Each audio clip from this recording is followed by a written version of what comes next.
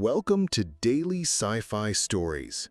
Join us for the best in original sci-fi. Don't forget to like and subscribe. The deep black of space is a canvas, and on it, the stars are not just distant points of light, but signposts to forgotten histories, lost civilizations, and endless opportunities. But for every grand story of discovery, there are a million smaller tales of survival, of grit and grease, and the grim determination to make it to the next port. This is one of those tales. In the vast, silent void between the organized systems, where the rule of law is a suggestion and not a command, there are people who make a living on the scraps left behind by a galaxy that's always moving on. They are the junkers, the scavengers, the cosmic archaeologists of the forgotten. Our story begins in the Boneyard, a vast, swirling graveyard of derelict starships, shattered asteroids, and the ghosts of old battles, floating near the dim light of Rigel 7, a place where the only currency that matters is what you can pull from the dead. Our hero, if you can call him that, is a man named Jax. He's not a hero in the classic sense. There are no medals on his chest or grand victories in his past. He's a survivor, pure and simple. His face is a roadmap of his life, a scar over his left eyebrow from a plasma cutter that kicked back, a constellation of nicks and cuts from countless metallic splinters, and eyes that hold a weariness that's seen too much and expects too little. His ship, the Serendipity, is a perfect reflection of him. It's a Frankenstein's monster of a vessel, a cobbled-together collection of parts from a dozen different species, held together by a combination of stubborn hope and Jack's own ingenious, if unorthodox, repairs. The engine hums with a dissonant chord, each part singing its own unique song of defiance against the inevitable decay of all things in space. The ship's interior is a testament to his profession, a cluttered, claustrophobic maze of tools, salvaged components, and the ever-present smell of ozone and recycled air. The only other occupant is Scrap, the ship's AI. Scrap is an old-school personality matrix, a remnant of an era when AIs had character, even if that character was often a sarcastic, world-weary old man who had seen it all. Scrap's voice, a gravelly baritone, is the only one Jax ever truly talks to. "What's the word, Scrap?" Jax would ask, wiping a smudge of engine grease from a display screen. "The word, Jax," the AI would reply, its voice resonating from every speaker in the ship, "is unprofitable. We've been out here for 3 cycles, and all we've found is a handful of depleted fusion cells and enough micrometeoroid damage to make the hull look like a cheese grater. The Vultures are probably laughing at us from their new rig." The Vultures, a rival salvage crew led by a ruthless alien named Kravax, were a constant thorn in Jax's side. They were the opposite of him, efficient, brutal, and utterly devoid of ethics. Where Jax would meticulously extract components, Kravax would simply blow a hole in a ship's hull and scoop up whatever wasn't vaporized. "Let them laugh," Jax would mutter. "My mother always told me, laughter is a tool for the weak, a sign that they've run out of clever things to say." She was a very serious woman. A quote, Jax thinks, that always feels out of place in this chaotic existence. He remembers another, though, one that feels more apt. Sometimes it's not about the destination, it's about the junk you collect along the way. This is his life's philosophy distilled into a single, absurd phrase. But the monotony is about to be shattered. A ping from the long-range sensor array breaks the silence. "Jax," Scrap's voice cuts through the ambient noise, a flicker of genuine interest in its tone. "I'm picking up an energy signature. It's impossible. It shouldn't be here." Jax stops what he's doing, his hands freezing on a torque wrench. "What kind of impossible, Scrap?" "A quantum entanglement signature. Extremely faint, but it's there. It's coming from a massive, derelict warship. Old. Very, very old." Jax pulls up the schematic on the main screen. A colossal alien vessel, unlike anything he's ever seen, floats silently in the middle of a dense asteroid field. It's a leviathan of metal and ceramic, an ancient tomb of a ship. "Scrap," Jax says, a slow predator grin spreading across his face, "we just hit the jackpot." The ship's design is unlike anything in any known database. It's a sleek, aerodynamic monolith, all sharp angles and graceful curves, a design that speaks of a civilization far beyond human comprehension. It's a relic, a prize of imaginable value to any historian or collector. But for Jax, it's just scrap, and the potential for a payday is enough to override any sense of caution. The vultures aren't going to have this. We found it first. Let's get closer. Patch me through to the external sensors. As the serendipity weaves its way through the asteroid field, Scrap provides a running commentary. Hull integrity is at 98%, surprisingly. No sign of battle damage. It just stopped, like its heart was turned off. Jax watches the displays, his mind already calculating the best way to get inside. Might be a power core still intact, he mutters, a prospect that could fetch a fortune on the black market. As they get closer, a sense of foreboding washes over him. The ship is eerily silent. No distress signals, no automated transmissions, nothing. It's a ghost in the machine. A cold dread, the kind he only ever feels when he's truly alone in the dark, settles over him. He shakes it off. He's a junker, not a paranormal investigator. But as they pull up to a sealed airlock, a single, tiny, almost imperceptible symbol flashes on the screen. "Scrap, can you translate that?" he asks. "Processing." It's a language no one has seen for millennia. It's a distress signal, but not for help. It's a final, desperate plea. It says, "Don't wake us up." Jax ignores the warning, a flicker of greed overriding his better judgment. "Just get me inside," he says. The lure of the unknown is too great. This could be the find that lets him retire, that gets him out of the boneyard forever. Little does he know, this discovery won't just change his life, it will change the fate of an entire species. The airlock hisses open, and Jax, armed with nothing but his cutting tools and a growing sense of unease, steps into the silent, cold corridors of the dead ship. The stage is set. The discovery is made, and the long-dormant secrets of the ancient vessel are about to be awakened, bringing with them not just a fortune, but a burden far heavier than any he has ever carried. Jax stepped out of the airlock, the metal of his boots clanging against the ancient floor plates of the alien warship. The sound echoed in the cavernous space, a lonely, unwelcome intrusion. The air was stale, cold, and utterly silent. He clicked on the headlamp mounted on his helmet, and a cone of light cut through the oppressive darkness. The corridor stretched out before him, a long, elegant tunnel lined with smooth, unmarked metallic walls. There were no lights, no signs of life, no indicators of any kind. It was a ghost ship in every sense of the word. "Scrap?" Jax whispered, his voice hushed by the sheer weight of the silence. "Any internal power readings?" "Negative, Jax." The AI's voice crackled in his comms. "Whatever was running this beast is dead. There's a faint residual energy signature, like a dying echo from the core of the ship, but that's it. It's a tomb." Jax continued forward, his light dancing over the walls. He was looking for any sign of a command center, an engine room, anything that would give him a clue as to what happened here. The ship's architecture was alien and mesmerizing. It was built with a seamless grace, with no visible seams or joints, as if it had been grown from a single piece of metal. It was a testament to a technological prowess that made human engineering look like child's play.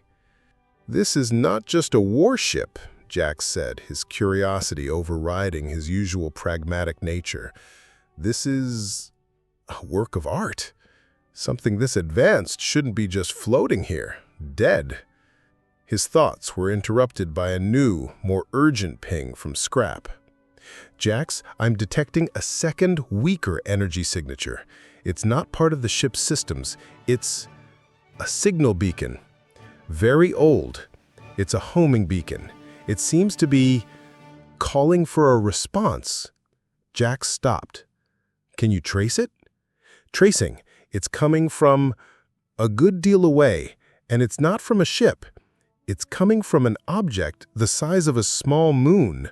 A planetoid, maybe? And there's more. I'm picking up a secondary signal, another ship, and it's not us." Jax's blood ran cold. "The vultures," he muttered. "They're tracking the same signal. They're coming." He picked up his pace, his scavenging mission now a race against time. He had to find what the vultures were looking for before they did. He moved deeper into the ship, the corridors branching out like the veins of a mechanical beast. He had a natural instinct for navigating these kinds of structures, a kind of sixth sense for where the most valuable or critical components would be. He ignored the cargo bays, the crew quarters, the mess halls. He was looking for the heart of the ship, the bridge, the core. As he moved, he found a sealed bulkhead. It was a formidable barrier, a massive, reinforced door that wouldn't open with a simple power surge. Jax, however, was a master of unconventional entry. He pulled out a hand scanner and began to analyze the door's locking mechanism. "This is a strange lock," he muttered to himself. "It's not electrical, not mechanical, it's harmonic. It responds to a specific frequency. And that's not what I expected. The greatest enemy of knowledge is not ignorance, it is the illusion of knowledge," he said, quoting a dusty old earth philosopher he'd once read about. He took a deep breath, and then, with a wry grin, he pulled out a small, jury-rigged device from his pack. It was a sonic resonator, something he'd cobbled together from parts he'd found in an old medical transport. It wasn't meant for this, but Jax had a talent for making things work in ways they were never intended. He adjusted the frequency, a low hum filling the corridor. The door, instead of grinding open, shimmered, and then dissolved into 1,000 tiny motes of light, revealing the chamber beyond. The chamber was immense. In the center was a massive circular structure that shimmered with a faint blue light. It was a cryovault, and it was the source of the quantum entanglement signature. Around the central structure were thousands of cryopods arranged in concentric circles, each one perfectly preserved. Jax walked forward, his footsteps silent on the smooth floor. He peered into one of the pods. Inside, suspended in a state of stasis, was a small, alien being. It was vaguely insectoid, with delicate, almost translucent wings folded neatly against its back. Its face was gentle, with large, soulful eyes and a placid expression. It was a child. The sight took Jack's breath away. This wasn't a warship. It was a Noah's Ark, a vessel built to preserve the future of a species. His mission had just changed from a scavenger hunt to a rescue operation. "Scrap, it's not a warship. It's a nursery. A lifeboat." "Jax, the Vulture ship is approaching. They'll be on you in minutes. You need to leave," Scrap urged, the AI's pragmatic logic overriding any sentimentality. "No," Jax said, his eyes scanning the thousands of sleeping children. "I can't. They're kids. I can't leave them here for Kravax to scrap." He looked at the main control panel of the cryovault. The shimmering blue light was starting to flicker, a slow, rhythmic pulse. The life support was failing. He scrambled onto the control panel, his hands flying over the alien interface. He didn't understand the symbols, but his intuition, his deep-seated knowledge of how technology works kicked in. He could feel the patterns, the flow of energy. He saw a schematic on a side panel. The entire cryovault was powered by a single, massive, and failing power conduit that was connected to the ship's primary core. The core was dead, and without it, the vault's life support was minutes from collapsing. He started a series of jury-rigged repairs, patching circuits with wires he'd pulled from his own gear, overriding safety protocols with a few well-placed bypasses. He was in a frantic race against time, a lone human in a ship of the dead trying to save the last remnants of a species he had never even known existed. Suddenly, a single tiny cryopod on the main control panel, no bigger than a suitcase, began to glow. A faint silver light pulsed from within. The pod hissed open, and a tiny, fragile figure emerged. It was a child, smaller than the others, but its eyes were ancient and wise. It was Tika. Human. A voice, not in his ears, but in his mind echoed, clear as a bell. "Please, help." The voice was pure, unsullied by fear or pain, a single note of desperate hope. The vulture ship had just entered the asteroid field. Kravax, a hulking, six-limbed insectoid, a being of pure malice and greed, was not a man to be trifled with. He had his own scanner, and he was tracking the same quantum signal. "There it is," he said to his crew, his voice a guttural rasp. "The core, the heart of the ship. The human is there. He will not take what is mine." He watched his own ship's progress, a slow, methodical advance through the debris field. He had a cold, calculating mind. He knew the ship held more than just a power core, more than just scrap.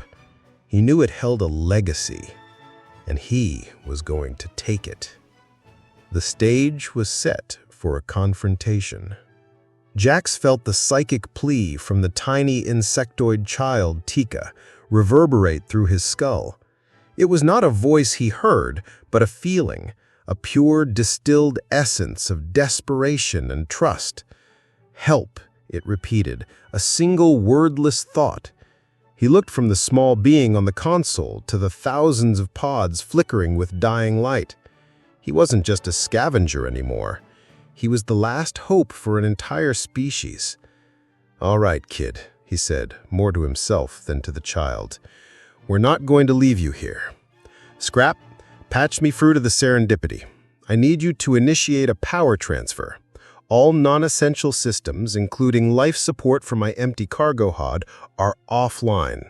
We're going to try and siphon just enough power from my ship's reserve to stabilize this place." "Jax, are you insane?" Scrap's voice was a panicked hiss. "The Serendipity wasn't built for this kind of load. You'll burn out my circuits, not to mention a good portion of the ship's wiring. We'll be dead in the water." "We're already dead in the water if we leave these kids behind," Jax shot back, his hands already moving. "It's a calculated risk, and I'm good at calculating. Start the transfer. I'll regulate the flow from this end." He looked at Tika. The little alien had placed a hand on his forearm, a tiny alien hand with 6 digits, and a wave of calm and reassurance flowed into his mind. It was a silent conversation, a bond forming in an instant. He started manipulating the ship's control panel, his fingers dancing across the smooth alien interface. He began patching the Serendipity's power supply directly into the cryovolt's failing conduit. The process was slow and painstaking, a delicate surgical operation with a blowtorch and a spanner. The flickering blue lights of the pod stabilized, and Tucka's psychic presence relaxed, sending a wave of relief through Jax's mind. "It's working," he said, a grim sort of satisfaction in his voice. "We've bought ourselves some time." Just then, a klaxon blared from his comms. It was the proximity alert from the Serendipity. "Jax, they're here." Scrap's voice was tight with fear. "Kravax and the vultures.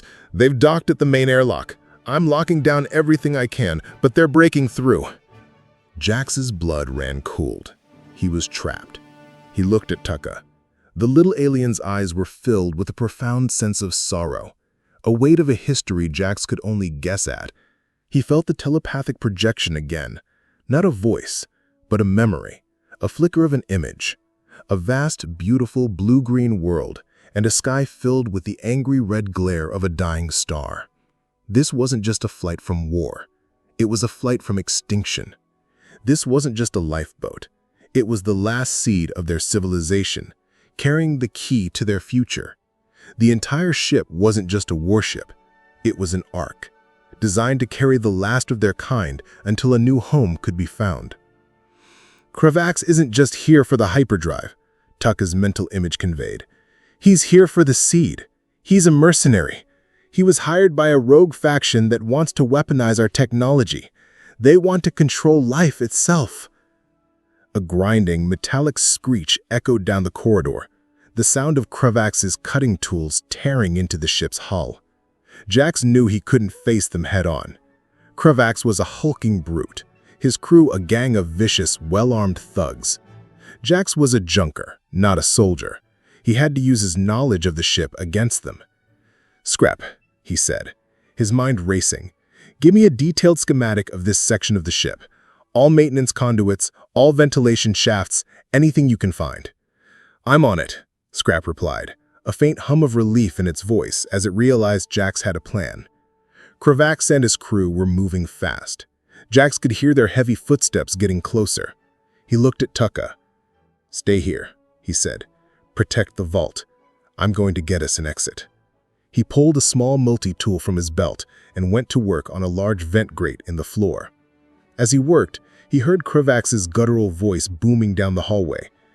"The human is in here. He's trapped. Find the vault. Find the hyperdrive." Kravax was a predator, and he was toying with his prey. As Jax wriggled into the vent, Tucka's mental voice came to him again, a soft whisper of a memory. "Our people have a saying. Sometimes the smartest decision is to appear to be a fool. You have the mind of a fool who makes the galaxy bow to him." He grinned, a dark, dangerous expression that had more of a junkyard dog in it than a hero. Kravax's footsteps were now directly overhead. Jax's comms crackled. "Jax, he's at the vault door. He's going to use explosives." "He can't. The vault's harmonic lock will trigger a self-destruct protocol if it's hit with a kinetic blast." "The fools," Jax whispered to himself, a plan already forming. Kravax had no idea what he was dealing with. He didn't understand this ship. Jax, on the other hand, had spent his life understanding the strange and convoluted logic of alien technology. He knew that the warship's systems were designed with multiple redundancies and fail-safes. The cryovault wasn't just a container, it was the ship's most vital component, and its security protocols were built to withstand a siege. Jax used the maintenance shafts to move through the ship's skeletal structure, his light darting through the darkness. He knew where he was going. He was heading for the ship's core not to get the hyperdrive, but to use it against Kravax. He was going to turn this mausoleum into a weapon. Kravax and his crew finally blasted open the vault door. The lock, instead of self-destructing, sent a powerful feedback pulse through the ship's systems, knocking out the lights and temporarily disabling the Vulture's tech. "What was that?" Kravax roared, his 6 limbs twitching in anger. "It was a mistake," Jax whispered to himself, now standing in the main control room of the dead ship. He looked at the massive console, his hands hovering over the controls. He could hear the Vultures moving through the dark, their flashlights dancing in the distance. He had to be quick. "Scrap," he said. "Can you overload the power conduit to the vault just enough to cause a temporary feedback loop, a pulse of pure kinetic energy? It will look like a power surge, but it's going to be a weapon." "I can try, Jax." Scrap's voice was a low hum of worry. "But you'll have to be precise. One misstep and you'll destroy everything." "Just trust me," Jax said, his fingers already dancing across the controls. "We only get one shot at this. I need a distraction. Something big." He looked at the ship's schematics on the main screen. The old warship had a hidden sublevel, a small command post that had been locked off for millennia. It was the perfect place for a trap. He sent the low-frequency hum through the vents, a sound that would be imperceptible to the Vulture's ears but would set off their motion sensors. It was a digital ghost, leading them away from Tucka and the children. Kravax's voice cut through the comms. "The human is on the move. He's trying to get to the hyperdrive core. Follow the signal. He's heading to the sublevel." Jax smiled. They were taking the bait. He had turned the hunter into the hunted, and he was about to set the most elegant trap a scavenger had ever devised. The escalation had reached its peak. The chase was on, and Jax, the lone junker, was now playing a game of cosmic chess against a ruthless predator with the fate of an entire species hanging in the balance.